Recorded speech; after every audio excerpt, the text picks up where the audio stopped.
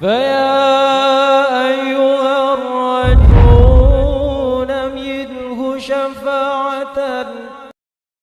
Al-Habib Soleh bin Muhsin Al-Hamid lahir di Kherbeh Wadi Ahmad, Hadramaut 17 Jumadil Awal 1313 Hijriah atau 4 November 1895 Masehi. Sejak kecil beliau ditempa ilmu pendidikan oleh sang ayah Al-Habib Muhsin bin Ahmad Al-Hamid atau yang dikenal dengan panggilan Al-Bakri Al-Hamid. Sedangkan ibundanya merupakan seorang wanita solehah dari keturunan Syekh Said Al-Amudi. Sejak usia belia, Habib Soleh aktif menimba ilmu daripada ulama Hadramaut di zamannya. Beliau hijrah meninggalkan tanah kelahirannya pada tahun 1334 Hijriah atau 1916 Masehi.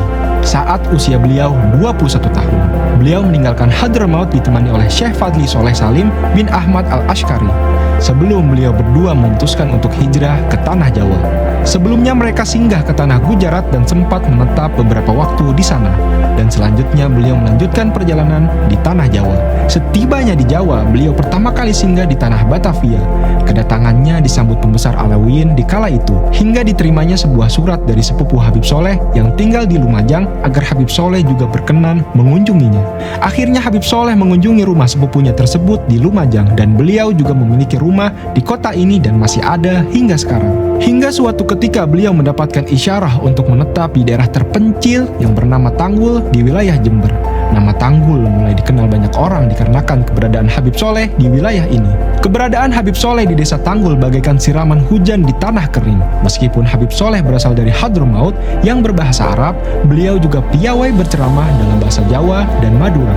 Sebagaimana wilayah Tanggul termasuk daerah tapal kuda. Dengan hal demikian, semakin banyak masyarakat sekitar mengenal dan tertarik dengan sosok Habib Soleh. Karena semakin banyaknya masyarakat yang mengetahui sosok Habib Soleh, maka namanya dengan cepat dikenal orang dari mulut ke mulut. Tak hanya masyarakat di sekitar Jember, akan tetapi nama Habib Soleh mulai dikenal kalangan yang lebih luas. Bahkan hingga ke pejabat tinggi negara di Jakarta. Pintu rumahnya tak pernah tutup dari menerima tamu dari berbagai kalangan. Hal inilah yang mendasari Habib Soleh dengan cepat dikenal. Ternyata, tercatat banyak sekali pejabat negara yang pernah berkunjung ke Tanggul hanya untuk mendapatkan nasihat dan doa dari Habib Soleh Al-Hamid. Pernah suatu ketika wakil presiden ketiga sekaligus pernah menjabat menteri luar negeri yaitu Adam Malik sangat terkesima dengan karisma yang dimiliki oleh Al-Habib Soleh.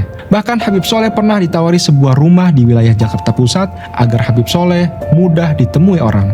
Beliau dengan santun menolak tawaran tersebut dengan alasan bahwa beliau sebagai ulama dari daerah lebih utama jika beliau berada di lingkungan jamaahnya di Tanggul. Bagi beliau, gemerlap kemajuan kota Jakarta tak mampu memalingkan hatinya untuk terus berdakwah di tempat tinggalnya. Sekalipun pada saat itu akses ke Tanggul sangatlah jauh dari pusat kota. Tak hanya pejabat dalam negeri yang terkesima dengan karisma yang dimiliki oleh Habib Soleh, pejabat luar negeri pun merasakan hal demikian. Pernah suatu ketika Habib Soleh mendapatkan sebuah undangan untuk menunaikan ibadah haji dari Raja Faisal bin Abdul Aziz Al Saud. Beliau mendapat penghormatan yang luar biasa dari Raja Faisal. Dengan penuh kerendahan hati, Habib Soleh mengutarakan terima kasih atas penghormatan yang diterimanya.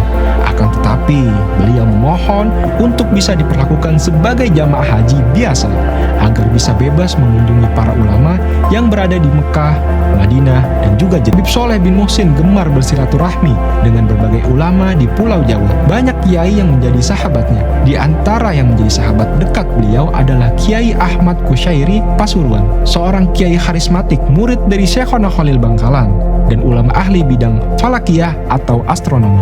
Hubungan Habib Soleh dan Kiai Ahmad Kusyairi sangat erat. Keduanya saling berkunjung ke tempat masing-masing secara rutin. Suatu ketika Kiai Ahmad Kusyairi berkunjung ke kediaman Habib Soleh di Tanggul.